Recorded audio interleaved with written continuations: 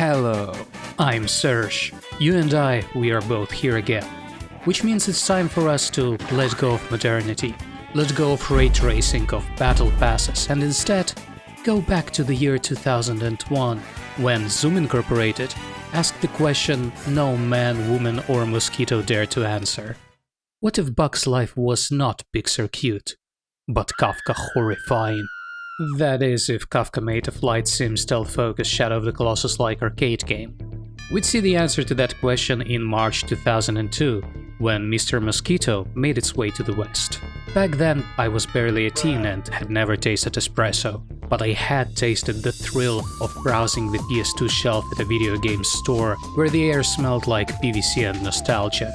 I was an avid fan of the PlayStation 2 then, I am an even more desperate one now. These weird little PS2 games that let you become something other than a vaguely angry white dude with a machine gun have always intrigued me. Games like Jaws Unleashed, a game where you play as a shark, swimming through a generously oversized open world and eating unsuspecting resort goers as if you were Godzilla's bitter divorced cousin. I played that game for hours, days, weeks even, because I live in Odessa, Ukraine's beautiful seaside resort city. And every summer our beaches are flooded with sunburned tourists, screaming in dialects not even Google Translate dares to parse. So yes, when Jaws Unleashed let me roleplay as a marine apex predator biting the limbs of reckless jet skiers, it felt less like a game and more like therapy. Mister Mosquito, however, as its name implies, is a video game about being another bloodthirsty creature, a mosquito, not a man turning into a mosquito. Just a regular mosquito on a regular summer in a regular Japanese suburb, where the family members who frankly have bigger problems seem determined to murder you. Developed by Zoom Incorporated, a Japanese video game developer probably known for such games as Zero Divide for the PlayStation and Fantastic Tambourine for the Wii? Yeah, browsing through their short Wikipedia page left me with an impression that they are one of those niche Japanese studios who struggle to keep up with times and leave a mark in the industry when transitioning into the 3D space. That's what I would have said if Mister Mosquito wasn't developed by them and didn't leave a vast cultural mark of developing the giant women fetishes for those 100,000 people who bought the game. I mean, come on. It's even referenced in the Astro Bot game. Released in Japan on June 21, 2001 and in March of 2002 in the Western regions, this game saw limited success, yet people talked about it. They talked about it because it's quirky and odd and full of that strange Japanese vibe, deliciously placing it among those niche hidden gem type games. I for once find it miraculous that this game ended up releasing in the West in the first place, purely because how Japanese it is.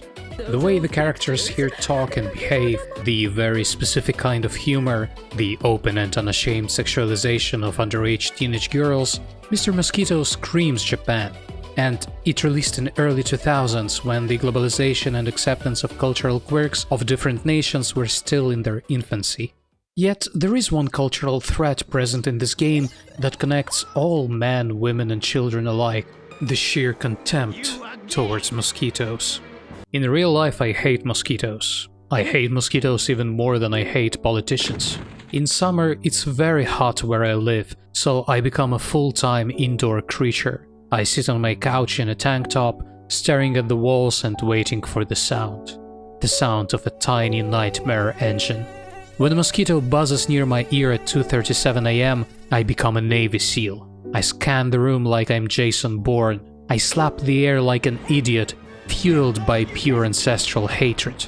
And yet, when I play Mister Mosquito, I feel pity, because I know what it's like to just want a little sip of the good life. At the start of the game, there is a prolonged monologue that goes into describing the situation we found ourselves in. We take the role of a little buzzing fella who tries to collect blood in order to survive the coming winter season. To do that, we infiltrate the household of Yamadas, a run-of-the-mill Japanese family comprised of 3 key members: Kenichi the dad, his wife Kaneo, and their daughter Rena. Throughout 12 in-game stages, you have a single task: fill up a set number of blood tanks by sucking blood off of a particular family member's specified body parts, while they are going about their everyday routines that are unique to each individual stage. As you dive in and experience what this game has to offer, you quickly find that beneath the mask of a whimsical arcade game hides a piece of media that is much closer to horror than most of those indie first-person games trying to emulate the PS1 aesthetics. Mister Mosquito is not about drinking blood. It's about survival. It's about existential dread. It's about a tiny creature helpless against the monolithic whims of a semi-functional nuclear family. Even though the main character we control is the Mosquito, the real stars of the show and heroes of the meta-story presented in this game are the Yamadas themselves. Throughout the stages we get to know each of them through inspecting their activities, hearing their beautifully voiced narrations. It's so itchy. Are you okay? The potato cakes are ruined. And initiating fights with them to set record times and obtaining color reskins for our character. That's what I call content. On the surface, the story is simple. Every year the Yamadas have a tradition of taking a family picture together. Yet this year, their daughter, who is no longer a child but is yet to become a full-fledged adult, rebels against the plan, suddenly finding the tradition unnecessary, if not plain stupid. This twirls her mom and dad into the very relatable spiral of desperation as they realize that they are getting old. Take Kenichi the dad. When playing through his levels, we find him doing such usual everyday activities as watching the TV or doing the flower arrangement, I guess. Yeah, that's what I was talking about when I said this game is culturally rooted in Japan. My dad never arranged flowers, for instance. His idea of a pastime was ordering me to go to the nearest store and grab some beer for him. And when the cashier would rightfully refuse to sell it to me because I was 12, my dad would annoyingly get off the couch, go down to the same store with me tagged alongside, and instruct the storekeeper that it is fine to sell me beer because it was intended for him. I miss my dad, but at the same time I think my younger self would mind less if he had done some flower arrangements instead. As for this dad, if you dig deeper you can clearly see what's actually going on with Kenichi. We should ask ourselves, is he really just chilling in his air-conditioned living room watching news? Or is he dissociating himself from his slow economic downfall and avoiding confrontation about his failing job? And what is flower arrangement if not tending to the fantasy of control over his little flower that has now grown and no longer finds his company necessary? Kaneo, his wife, is equally lost in the memories of her youth. We first locate her in some closet, looking for an album that has pictures of her and her husband when they were younger and their love for each other burned much hotter. Later, when we find her cooking in the kitchen, she does so with admittedly sick acrobatic moves. But what does she really try to accomplish by doing them? Trying to prove herself that she still got them? Reliving the thrills of being 25? I'm sorry, Mom, but you're no longer 25. Oh, no! And then there's Rena, the daughter, the heir to the Yamada lineage, the only child. She finds everything lame, especially her parents. She lounges, she sighs, she emotes with the volume of a morning anime opening and the nuisance of a broken DVD menu. And when you bite her, she doesn't react like someone who's been bitten by an insect. She reacts like someone who just got ghosted by a boy named Kazuya after he borrowed her PSP and never texted back. But why is Rena like this? Why is she so dramatic? Well, this game takes place in Japan, a nation of elegance, complexity, and societal pressure so dense it could be sold as uranium. In Japan, children aren't raised, they are forged. From the earliest moments, they are taught not only to succeed, but to dominate, to win, to be the absolute best at being perfectly ordinary. If you're not standing at the front of the classroom, you are already forgotten. So, when Rena practices karate in her room, when she does those admittedly excellent spinning kicks, is she training for competition? Or is she kicking the air because that's the only thing she's allowed to fight? Maybe Rena isn't preparing for nationals. Maybe Rena is processing a day of test scores, parental expectations, and passive-aggressive silences at dinner. She's 17. College is looming. So is adulthood. so is the quiet buzzing horror of deciding what kind of person you're going to be while still being yelled at for not putting your dishes away. And she never says it, but you can feel deep in your bones that Rena, lying on her bed with one foot swinging in rhythm of her song in her head, thinking, nobody gets me, especially not this mosquito, especially not you. The Yamadas aren't bad people, they're just exhausted. And you, yes you, the mosquito, are the final straw holding this Japanese household together before it crumbles into open warfare. Because in Japan, the summer is hot. In Mister Mosquito, the summer is war. The gameplay of Mister Mosquito is relatively simplistic. You play as this guy who looks like a spy balloon wearing Ray-Bans. Seriously, I didn't for once believe the mosquito was real. I mean, look at him. What is that valve sticking out of his back? I thought at any moment he'd peel off his tiny exoskeleton, reveal tiny cargo shorts and say, "You have been pranked by the Chinese Communist Party." Even the name is ridiculous. Mister Mosquito? Let me be the first to tell you, only female mosquitoes bite. Only female mosquitoes need blood, and they only do it to make eggs, to reproduce, to perpetuate the species. Which means the Mister in Mister Mosquito is either a bold act of insect gender defiance or a tragic case of mistaken identity. This is not just biological inaccuracy, this is entomological gaslighting. But I digress. Let us talk about how it feels to be this little buzzing gender enigma. Mister Mosquito is always in the air. You do not walk, you do not perch, you exist in constant motion, like a drone, like a desperate thought drifting towards your ex's Instagram story. The left analog stick controls the camera, which means it also controls direction. The right analog stick adjusts your pitch and yaw. R1 is your throttle, you press it to go forward. L1 is the brake. If you are standing still, L1 makes you fly backward. Just like real life, where braking too hard sometimes make you reflect on your childhood. L2 toggles the rear view mirror. R2 does a 180-degree turn. And yes, you will press it accidentally during moments of quiet panic and suddenly find yourself staring directly into your own failure. In other words, it feels exactly like trying to parallel park in a rental car while your date says, "It's fine, take your time." But you know it's not fine. It's not fine at all. The gameplay loop is elegant in its absurdity. Fly towards a human limb, wait for the designating sucking spot to glow, line up your vector, hit the circle button to bullet in, press the suck button, and manage your suck pressure. Do not get caught. Never. Because if you get caught, the human will freak out. They will enter battle mode. In Mister Mosquito, battle mode is not just a fight. It is a nervous breakdown, rendered as an arcade minigame. This is the moment where your hosts, the Yamadas, finally snap.